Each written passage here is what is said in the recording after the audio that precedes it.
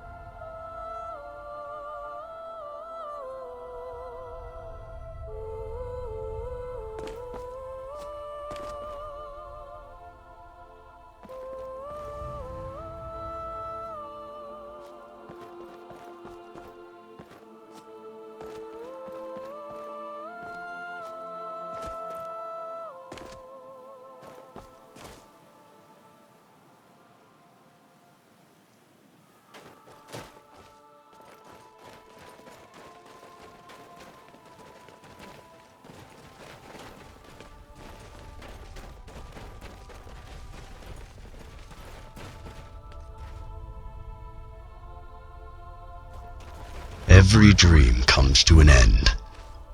Even dreams that no longer need their dreamer cannot escape this fate. Well, let us finish this. Tell me who I am. Who you are. Что это было?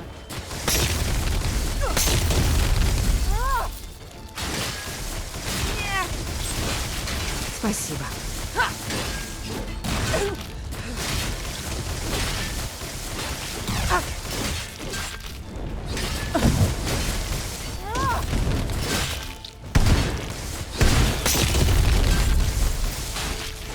Damn you, backbiter! Come on, let's die.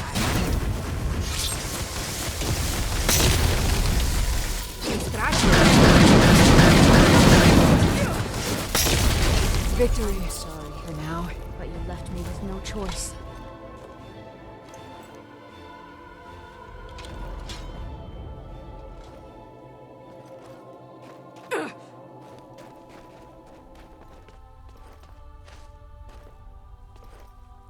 Я прямо за тобой. Very good, man.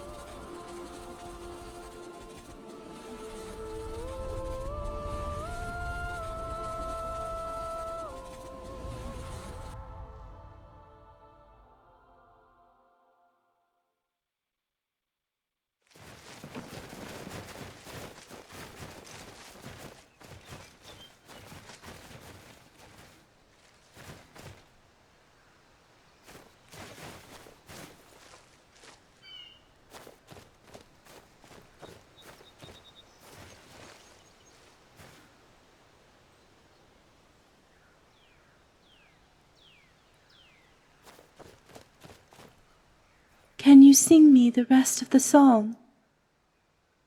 Yes, the end. It's such a sad and cruel story. Shouldn't the ending be inspiring and full of happiness?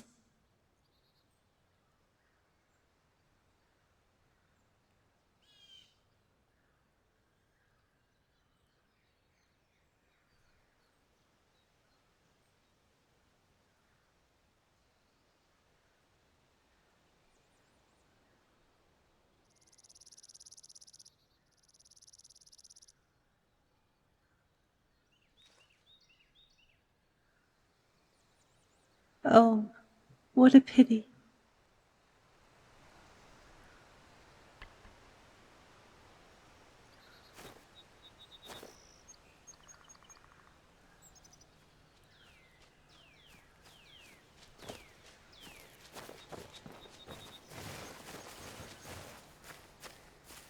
My lady, there you are. Lord Shaw is waiting.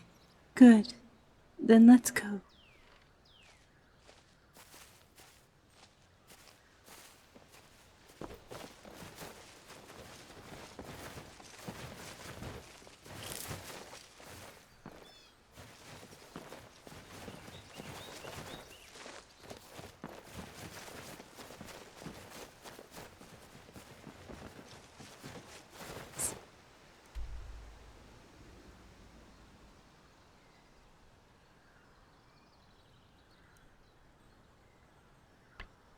You again.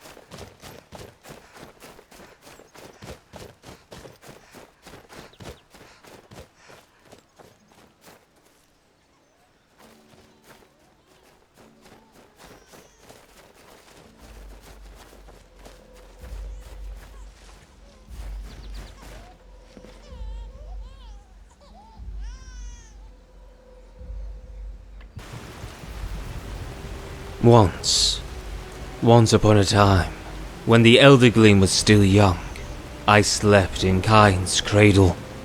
Nobody wanted me to awake, but in the search of light I forced myself through thousands of roots and crawled out of the ground. The sound of a rusted bell calls my name, and a red eye looks into my heart. Everything falls into darkness, and there is nothing I can do.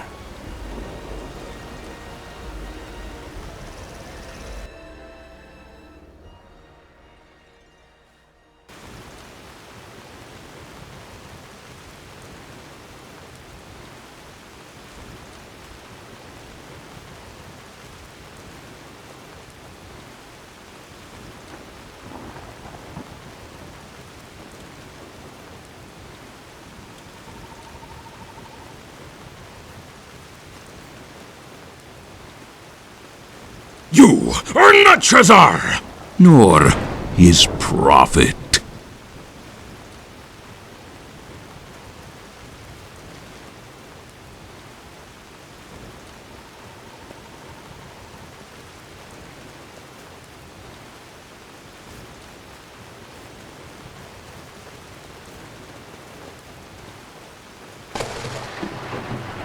You are just an imitation, a fake. Nothing but a pale beast of Sithis!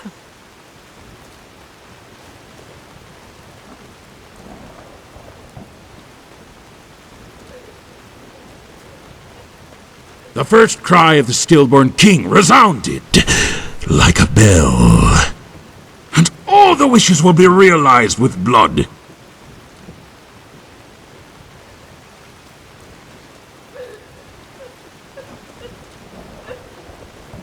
When did insanity overtake me? When did the reflection in the water turn into an ugly monster? Who am I? Where am I going? What do I seek?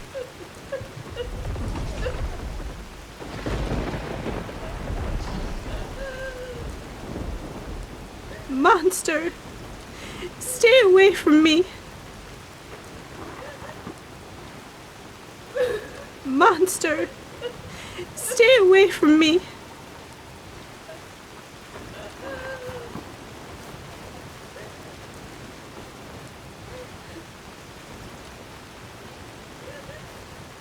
You knew that. You should have known. And now, everything is beyond oblivion! Is it not so? You don't even know who you are anymore!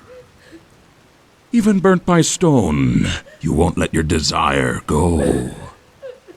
Must your soul burn on and on, without ever knowing peace?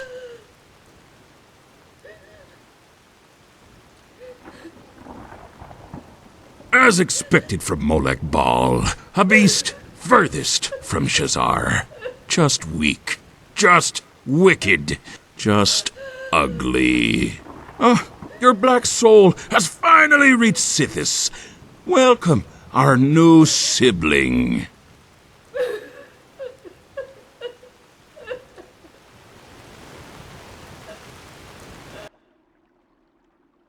I am a coward who can only live in eternally repeating dreams. From the very beginning, it was my fate to be swallowed by the darkness I raised myself.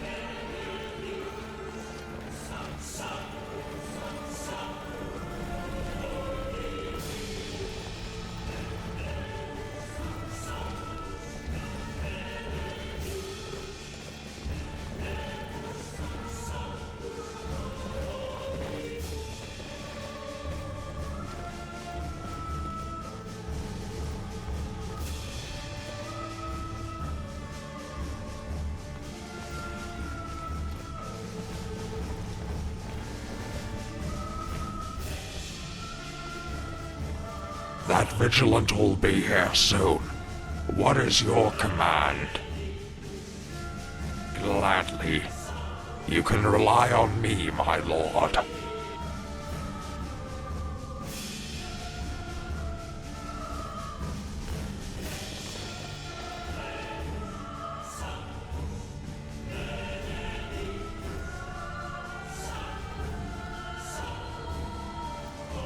My name is Molag Bal, Prince of Domination and Enslavement, the one who burns his own soul and curses the world of the Divines. Everything repeats, even now, after I knew the darkness, after I overcame the darkness, after I died.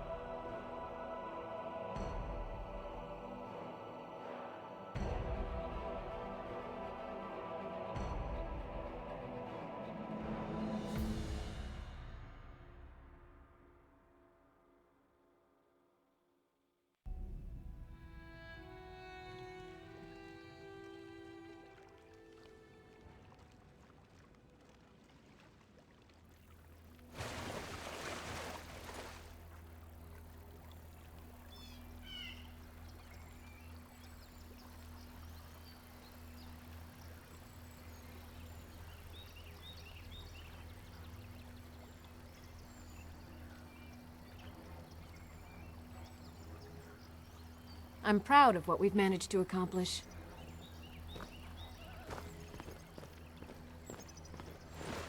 Ah, good. You are fine.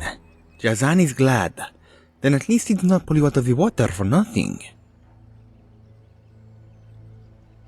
No, Jazan has never seen you before. Perhaps you have met Jazan's father or cousin. In Jazan's family, every male is called Jazan. This must be it. Yes, that is correct. But Khajiit does not need your thanks. He got it from your pockets when you were sleeping. They are Rafik. They look like normal cats, but they are real Khajiit. They are as clever as Jazan.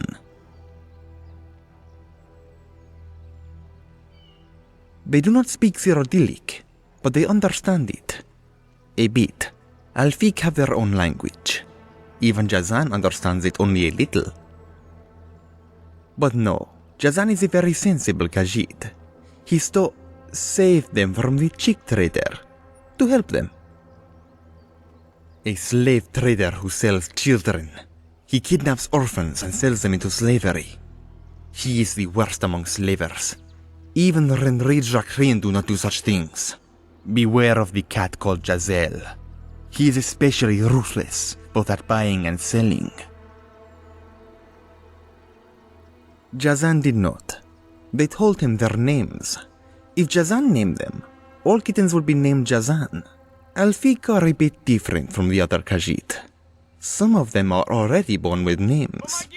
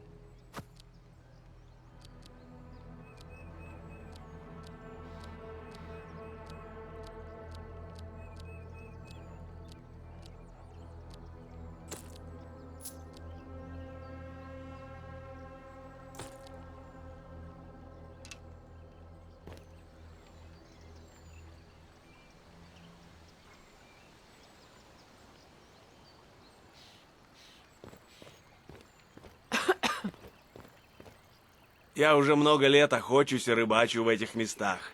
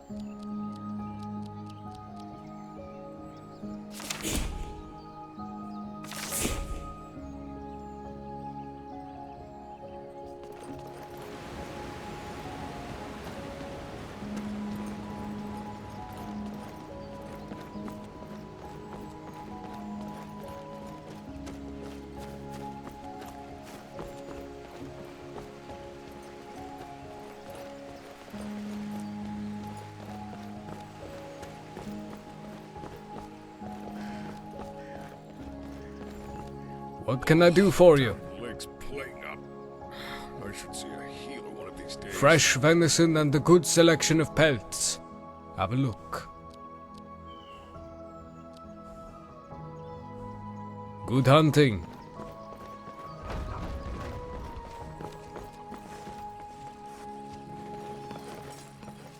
То, что коготь вернулся на свое законное место, много для нас. Я тебя значит. повсюду ищу. Благодарю тебя. Тебе просили кое-что передать, лично в руки.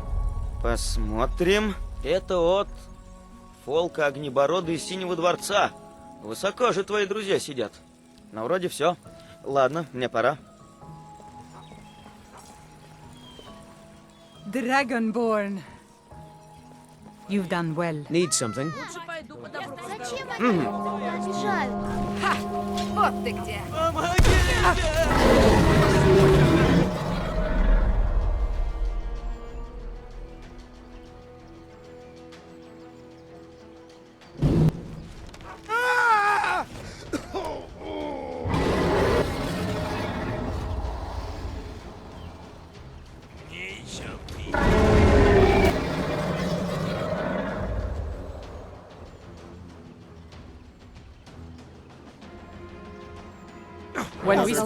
Он, конечно, мертвый. Откуда же он взялся?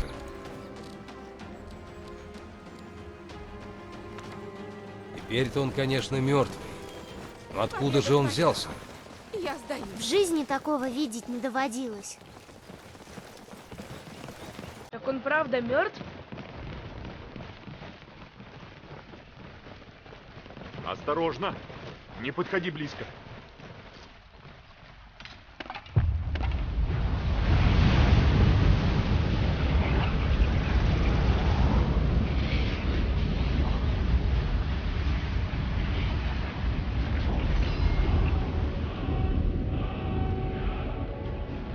Yes. Mm-hmm. Greetings. The Sleeping Giant Inn. They almost always have beds available. I help to tend the crops at the various... My husband is... It's a simple, straightforward... Odolf. Have you met him? Well, he's a good man, really, but he... Well, Lucan runs a general supply... The mill is the heart of the town, even though that hold has... As the mill became more... The town itself, well, it's... Well, since you... Some bandits moved in a little while ago. Wonderful. I'm sure people would rest easier with them gone. Safe travels. Да, Девакин. Чем могу помочь? Ah, another stranger passing through Riverwood. Oh, fair enough. Riverwood does have its charms, but I imagine they're not quite what you're looking for.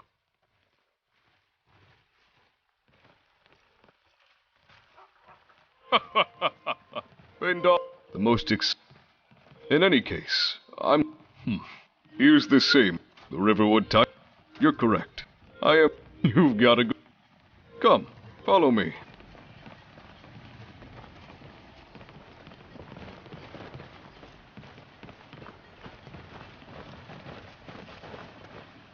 I do apologize for the pace.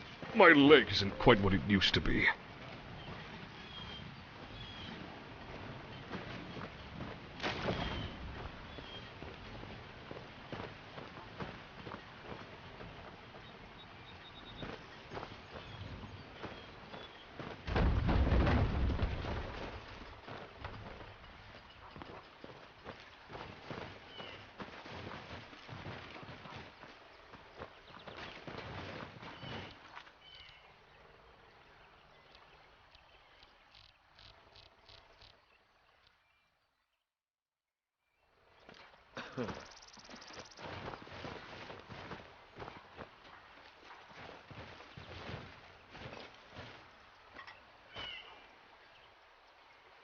There we go. Let's make this absolutely clear. I don't know who you are or how you found me, but if you try, the Dominion pays well, of that I have no doubt. But even a cripple can still hold a blade.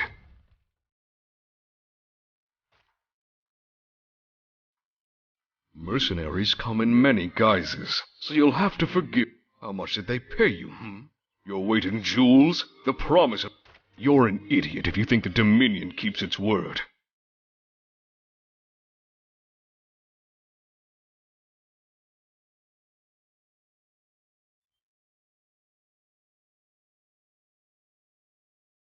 Until I see evidence to the contrary, I have no reason to believe you. Riverwood is a quiet town. Good people here. And I won't let you change that.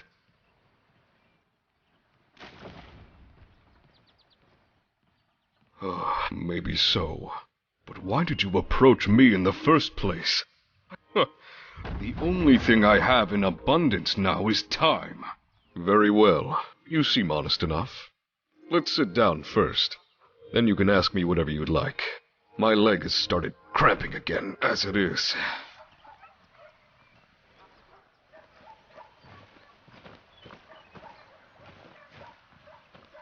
I hope you'll not begrudge a veteran for being careful. No. If there's anything I know for certain, it's that the Thalmor never forget those who cross them.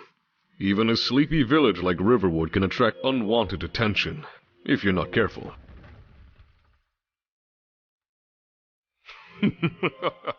The better question is, what didn't we do? I'm from a small hamlet on the edge of Alakir. Conditions could be worse than Morrowin's at times, but it was honest, and life made sense.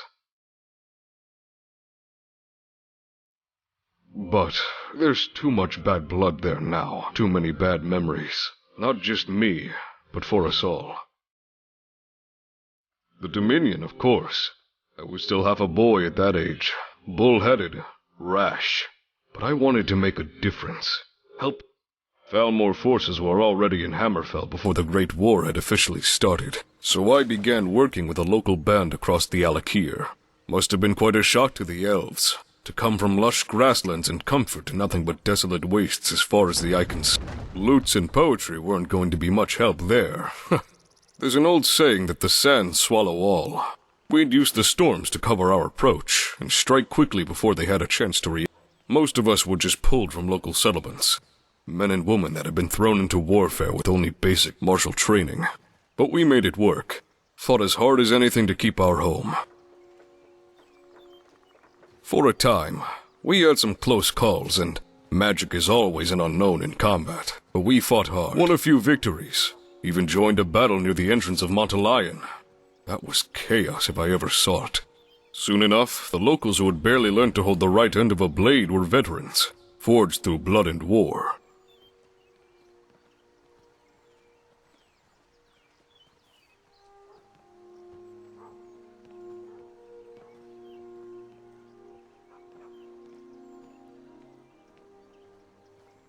Of course, we might not have known each other at the start, but going through that together brought a mutual understanding of everything we'd been through and faced.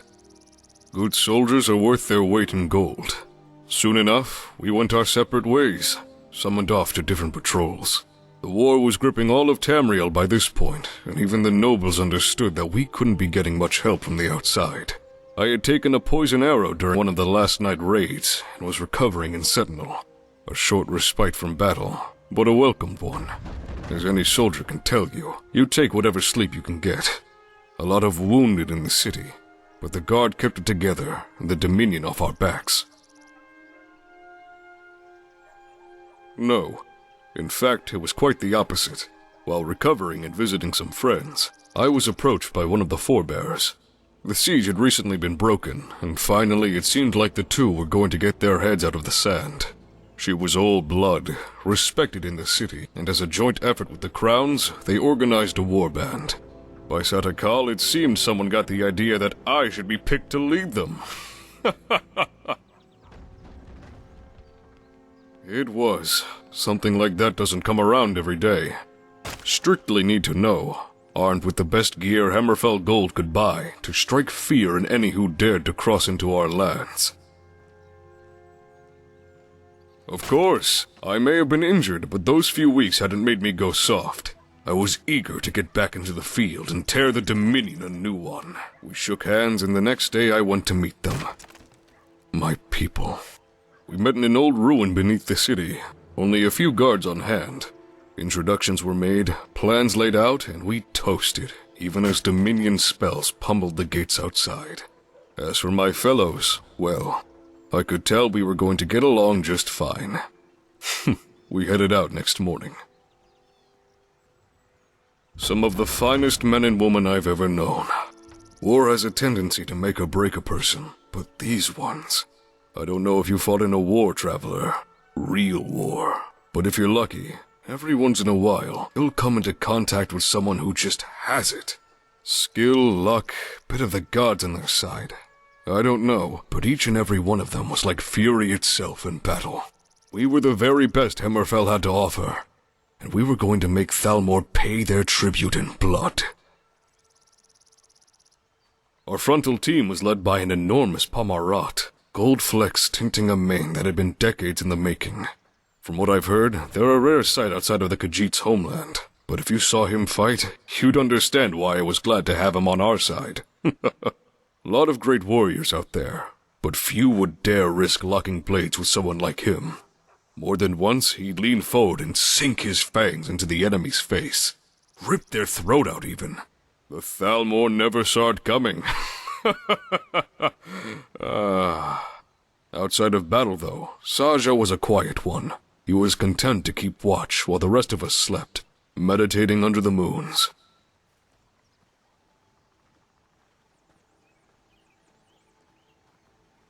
Alongside Saja and I, there was an old man, Arlund, disgraced son of one of the minor houses, or some such thing. It didn't seem to matter to him, of course, and certainly not us, but by the sands could that man fight. The art has been lost to history for as long as anyone can remember, but he captured even the smallest fragment of what the Arnshai once were. Sword singers. Never seen anyone before or since handle a blade quite like he could. The damn fool could be grouchy, and wave take you if you interrupted his battle preparations. But he was a dear friend. Not content to live out his days in bed, he fought to the last. With the three of us diving into the thick of it, we had support from all sides to protect our flank. First was the Bosmer, Nilus. I've never been to Valenwood, but the way he held a bow was a work of art. He was small, but he could use that to his advantage, dropping down before a patrol even had a chance to react.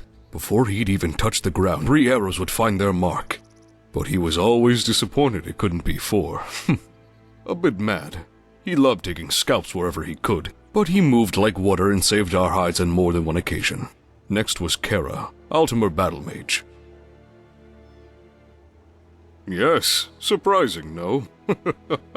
Fate must have had a sense of humor, sending someone of that caliber into the arms of the Resistance. She could tear any of her kin apart with a spell, and took pleasure in it too. Kara never told us what had brought her from Alinor, but then again, we never asked. She was a firebrand, all right, and gods protect you if you said anything about her heritage or homeland.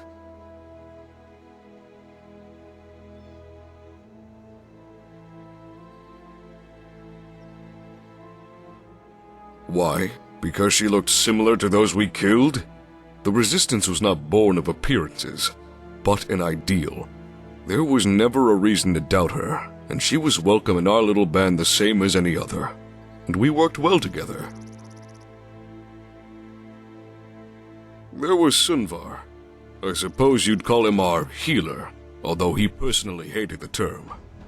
Sure, he knew some restoration magic and could whip up a poultice in the field, but his real skill laid in alchemy. More than once, we'd stop on the road only to find that he wandered off to collect supplies a few leagues back. Oils, poison, explosives, you name it. He had a knack for the stuff, surprising for a Nord, but that was our merry band all around, wasn't it?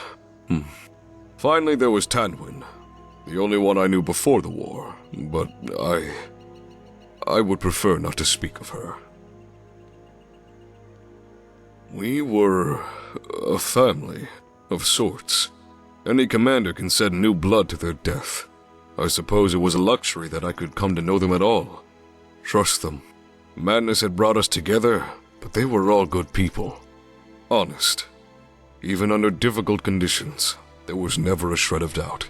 I've been fortunate to fight alongside people I'd gladly die for. Even more so, to have walked away from that war at all. It was simple, really.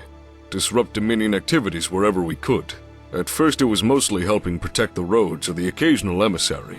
As the war progressed, we were given more specific tasks. Sabotage and the like.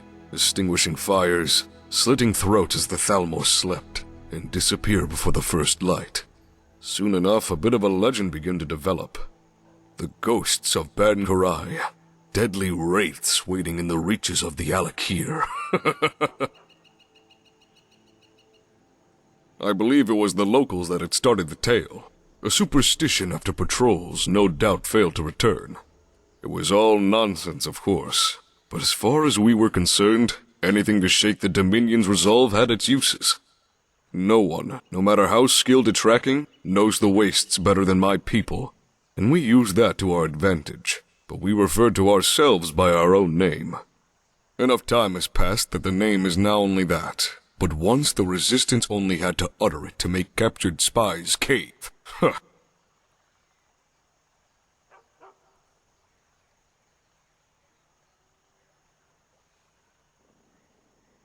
We weren't suited to attrition or open warfare. Thousands and thousands charging at each other in an open plain. Our strengths lay in quick, ruthless attacks. Give everything we had and move out before any scouts nearby showed. A fireball to scatter mounted soldiers, arrows from an elevated point. Then the rest of us moved in to clear up.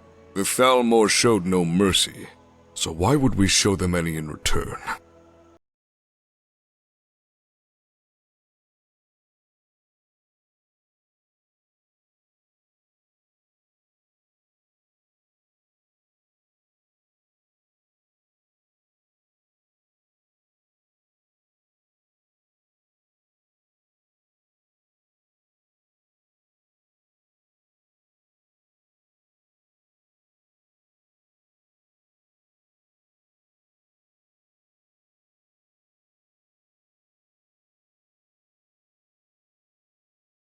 Good. Hesitation, empathy.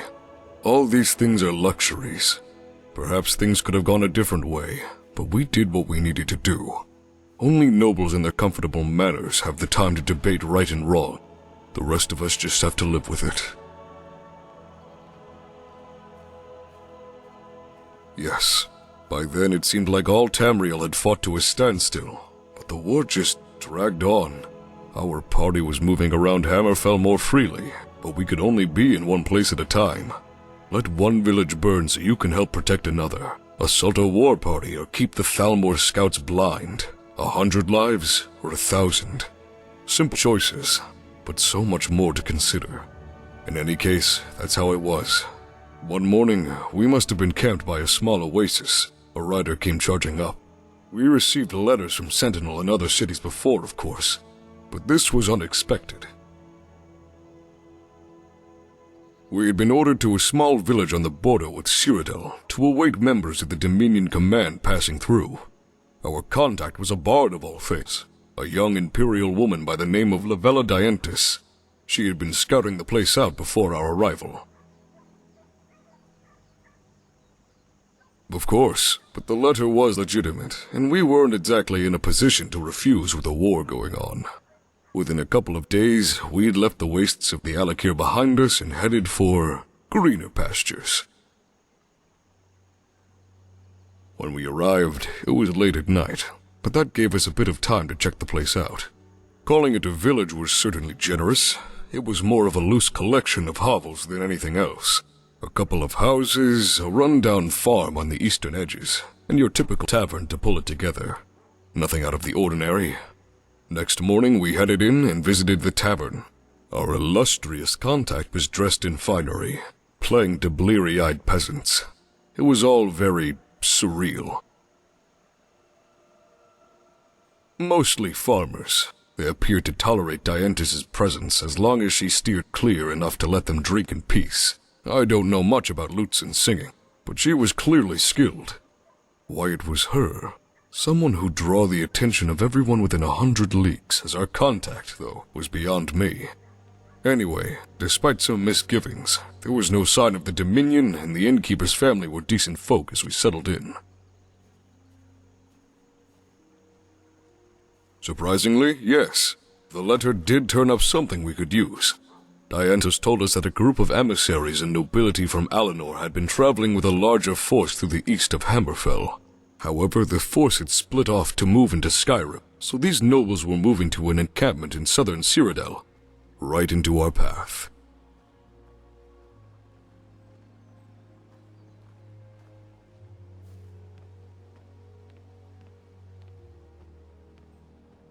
Sure, we knew that killing Thalmor only meant that 3 would take their place, but any opportunity to disrupt their chain of command would prove useful.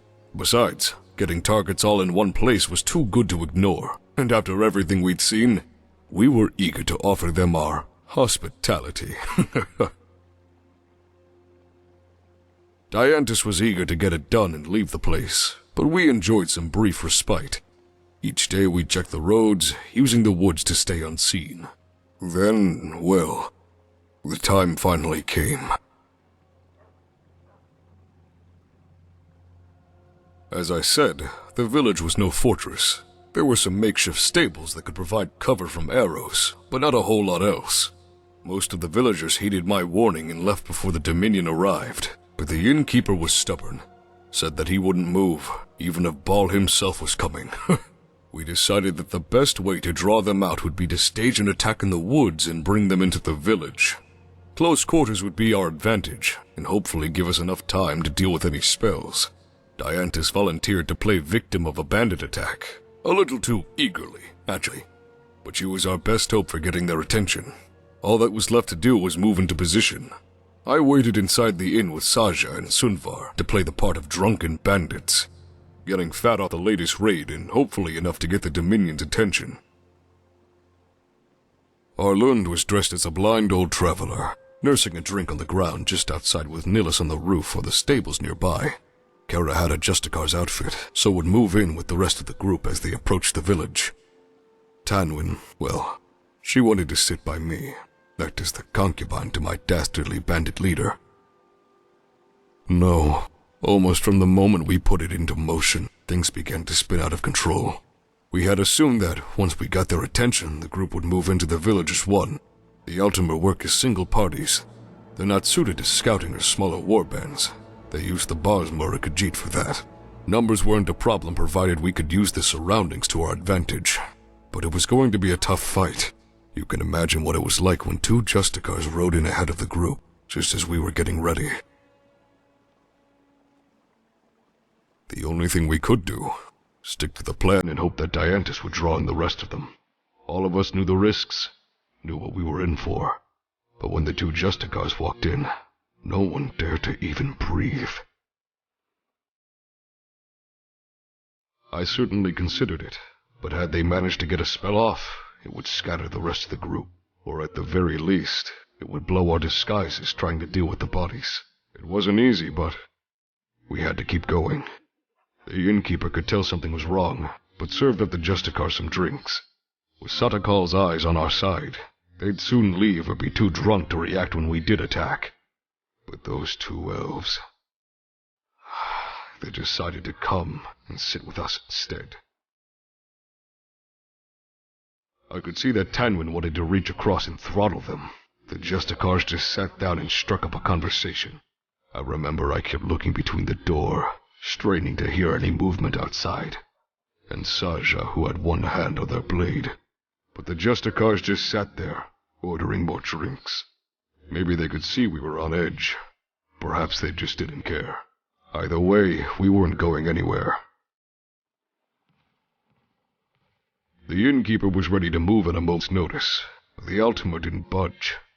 Those of us inside the inn kept up the act as the Justicars continued to drink and drink. We might have been able to kill them, but it was too much of a risk. Suddenly we heard the bulk of the group moving in. It seemed Dianthus had kept her word after all. With no sign of Nillis or Kara, I assumed they were in position and ready to go. The group had arrived, and after a brief pause, a few of the nobles walked in, ordering some wine that the innkeeper had prepared for them especially. They glanced at Saja out of curiosity, but there was no sign they recognized us. They were well and truly drunk by that point, having a jest with Sunvar, who was just staring at them, his jaw clenched, The Dominion relaxed, and I could even hear one of the guards outside talking with Arlund. A Justicar on the table opposite sat down and pulled down her hood, revealing Kara beneath. She was anxious, but there was no way we could talk without drawing unwanted attention. Something was wrong, and we were in deep. It was going to get bloody. The only question was when.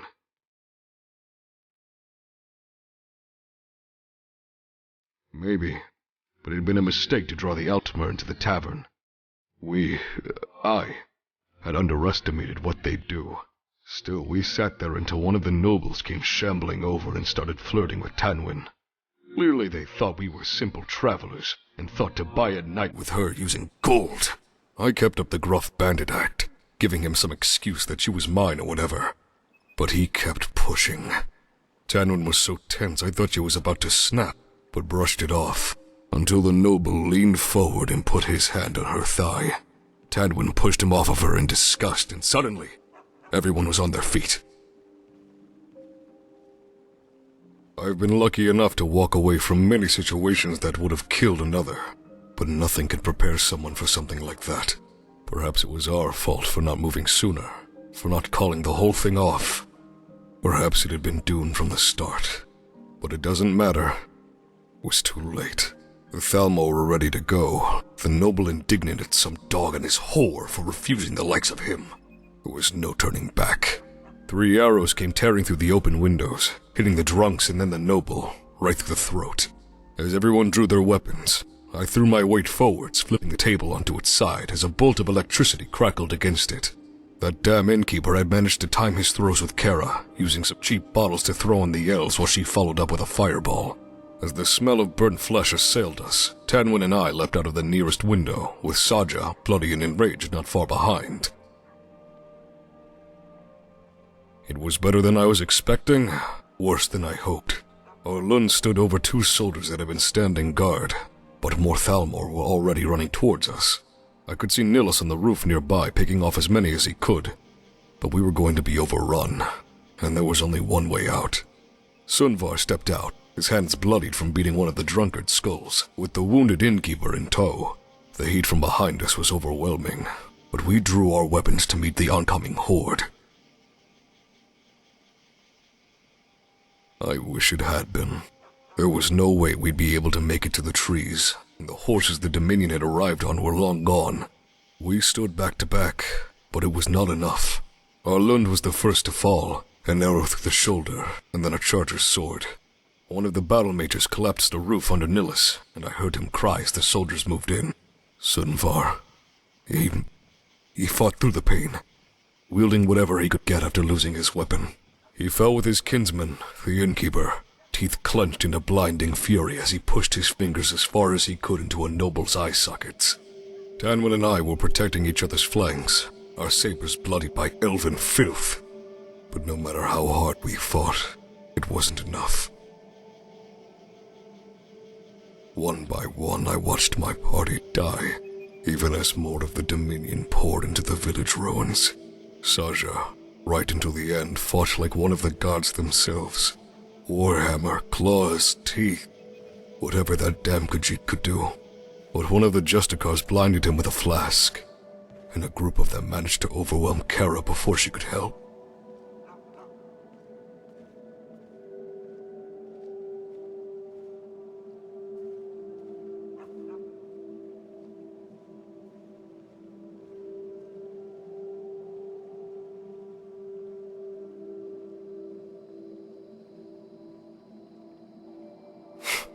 For all the difference it made. Bloodied and near collapsing from exhaustion, I could see some of the Altimer commanders just standing there on the edge of the village, waiting for us to either submit or die. I received an arrow through my shoulder, and then my leg for my stubbornness, and could no longer fight. Tanwin. She tried to pull my broken arse back to safety, but one of the elves ran her through when her back was turned. The sound of combat died away, and for a few moments we just lay there on the ground, waiting for the end to come. My apologies, traveler. I need a moment, and a drink.